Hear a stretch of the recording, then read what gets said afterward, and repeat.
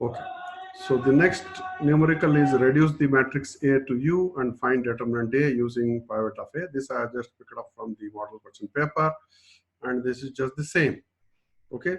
So you need to reduce this to the upper echelon form and then multiply the diagonal elements. You'll get the determinant of A. Even this is also same. Apply the row operations to produce an upper triangular matrix U and determinant the compute the determinant A. So that means convert this into the upper triangular matrix U and then multiply the diagonal elements. You are going to get the value of the determinant of A.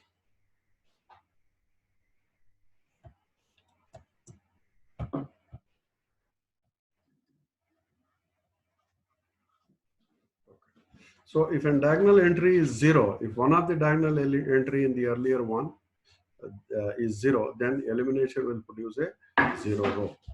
Elimination will produce a 0 row. So by rule 5, these elimination steps do not change the determinant. Whatever eliminations we do, they'll not change the determinant. And by rule 6, the row, 0 row means a 0 determinant. So this means when a triangular matrix is singular, because of the 0 on the main diagonal, its determinant is 0. So whatever, if you have a diagonal matrix and later either the upper triangular or lower triangular or just a diagonal matrix, then if one of the diagonal elements is 0, then the determinant is definitely going to be a 0.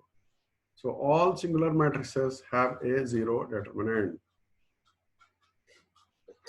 This is a very important statement. All singular matrices have a 0 determinant. That means once you reduce the singular matrices into the upper echelon or the lower echelon form, one of the elements of the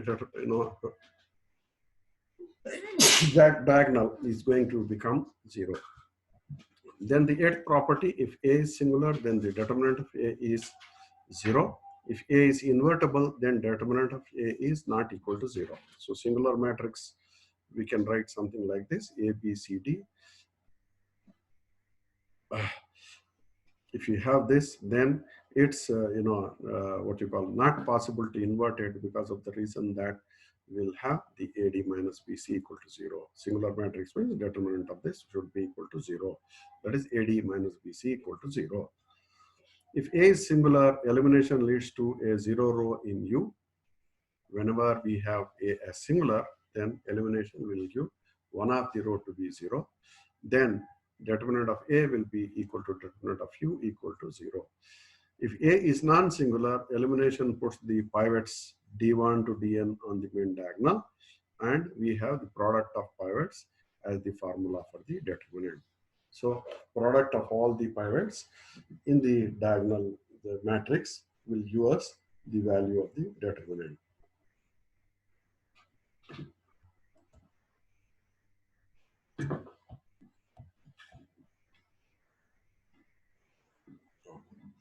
The sign depends on, the sign of the final determinant value will depend on whether the number of rows exchange is even and odd, so that we can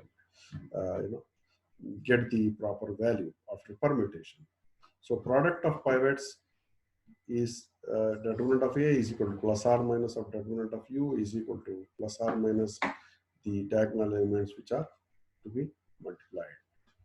This is just given to indicate that we might have the pivots at different positions. These are might not be diagonal elements but pivots. The ninth property is the determinant of AB is the product of determinant of A times determinant of B. This is what I was telling. Product rule, AB is equal to the AB's determinant. AB, if you have two matrices A and B, and if you take the product of them and then take the determinant, that will be same thing as taking the individual determinant of each of those matrices and multiplying, and that is given by this equation over here. So a particular case of this rule gives the determinant of A in what you call inverse as it is if you multiply A and A inverse over here, if you put B is equal to A inverse over here, then you are going to get A into A inverse is equal to I, and the determinant of I will be equal to 1, and here you will have A and A inverse. So the determinant of A inverse will be equal to 1 by the determinant of A. So determinant of A inverse is equal to 1 by the determinant of A. So that can be always got by just putting in place of this B, the A inverse, and then trying to solve it. So A inverse will be I, determinant of I is 1, and here we have A inverse, and therefore A inverse will be equal to 1 by, you can just take the determinant of A on the, so to say, right hand side. Then we will get this equation. So determinant of A into determinant of A inverse will be equal to determinant of I equal to 1. So in the case of a 2 by 2 matrix case, you can just try to write this. That means AD minus BC multiplied by EH minus FG, that is what is written here, is equal to the, this multiplied by this minus this multiplied by this. And if you try to solve, both the left hand side and the right hand side will be same. So in the n by n case, there are two possible proofs. Both proofs assume that A and B are non-singular. Otherwise, if AB is singular, the equation of determinant AB equal to determinant B is easily verified. By rule 8, it becomes 0 equal to 0. So we have two proofs for this particular property, and that proof is discussed over here. We prove that we already proved that the ratio of D of A is equal, determinant of A is equal to determinant of AB by determinant of B. This property is already there. Has, property, has properties 1 and 3. Then D of A must equal the, determinant of A. If D of A is equal to determinant of AB by determinant of B, if the determinant of D of A is equal to determinant of AB by determinant of B has properties 1 to 3, then D of A must equal determinant of A. For example, if I write Di over here, I over here, then definitely this will become determinant of I into B divided by determinant of B. So I multiplied by B will give us the value equal to B itself. So determinant of B in the numerator and determinant of B in the denominator, and they'll cancel each other, and we'll get 1. So thus, the rule of Di equal to I will get satisfied in the case of, determinant of I by determinant of I will be, satisfied over there. Hence, this condition of dA equal to determinant of A will be true. Similarly, if two rows of A are exchanged, so are the same two rows of AB. If you just exchange the two rows of A, then it will just correspond to the same two rows of AB also getting exchanged. So the sign of D changes as required by the rule. Similarly, the linear combination rule, which is addition of two matrices or two vectors, and multiplication of a scalar with a matrix or multiplication of a scalar with a vector, will again going to give us the same result over here according to the rule 3. So, and that's again satisfied on the left hand side and the right hand side. So thus, dA equal to determinant of AB by determinant of B coincides with the determinant of A. So that is dA is nothing but the determinant of A, which is our product formula. Proof 2 is for a diagonal matrix, let dB is equal to determinant of D, determinant of B, followed by a factoring each di from its row. So we try to do the factoring of each di from its row, then you might get determinant of dB is equal to determinant of D, determinant of B. Reduce a general matrix A to D by elimination from A to U as usual, and from U to D by upward elimination. The determinant does not change except for the sign reversal when rows are exchanged. The same steps reduce AB to DB. So reversing will be just same. AB to DB, the same steps will be there with precisely the same effect on the determinants. But for DB, it is already confirmed that rule 9 is correct. Then we have the 10th property. The transpose of A has the same determinant as A itself. That is, determinant of A transpose is equal to determinant of A.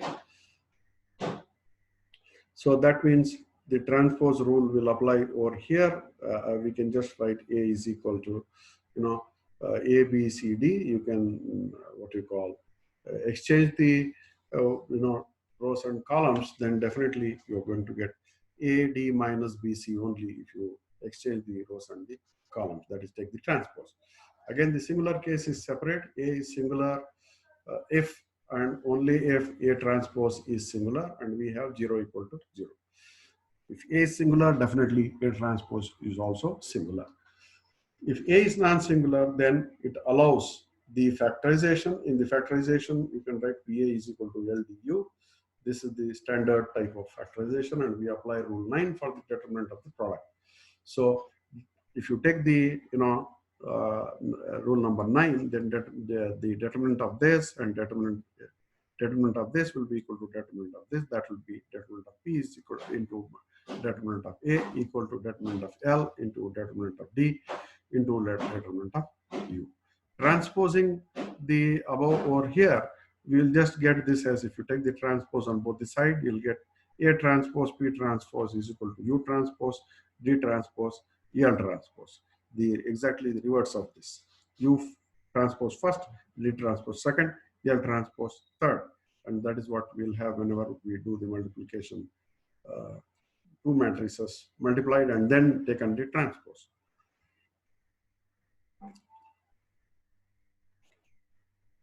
And again, if you try to take the determinant on both sides, then you'll get determinant of A to the power A transpose, determinant of P transpose, determinant of U transpose, determinant of D transpose, and determinant of L transpose. L, U, and LT and UT are triangular with unit diagonal. So by rule 7, their determinants all equal to 1. The L, U, and LT, UT. L, U, LT, and UT all will have their, what you call unit diagonal, and their determinants will be equal to 1 according to the rule 7. So if you take that, also any diagonal matrix is same as its transpose. Under that condition, you'll just get that, this L and this UT. LT, UT over here, both values will be same. So we'll get determinant of A transpose, determinant of P transpose is equal to determinant of D transpose. Similarly here, we'll just get L and U as 1, 1. So we'll get the value as determinant of P into determinant of A is equal to determinant of D. So under that condition, also any diagonal matrix is the same as its transpose. If you have a diagonal matrix, if you take the transpose of that, both will be same. So under that condition, we will get both, this and this to be same. So therefore, this and this should be same. This and this should be same. Then we only have to show that determinant of P is equal to determinant of P transpose. This is also true because the what you call P transpose, P into P transpose is going to give us a value of the identity matrix. And under that condition, determinant of P, transpose will be equal to 1 by determinant of P, and that will be definitely equal to the value 1 because determinant of P is 1 itself. So determinant of P is either 1 or minus 1 we have considered. So determinant of P transpose will be equal to 1 by determinant of P itself. So when both are same, then definitely what is left is determinant of A and determinant of AT. So determinant of A and determinant of AT both will be same. So at the end, what we are giving is that this and this will have value 1, 1. This and this will have value 1, 1 because of the property written over here. Then this is a diagonal matrix which will also be 1, 1, and this also will be either of them, both of them will be minus 1 or both of them will be plus 1.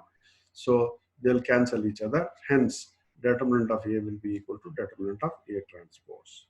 And that's how we prove that over here. Determinant of A is equal. Okay. This shows that every rule that applies to the rows can also be applied to the columns. The determinant changes sign when two columns are exchanged. Two equal columns are a column of zeros produces zero determinant. Determinant depends linearly on each individual column. So rules apply. The rules for columns are same as the rules which are used for rows.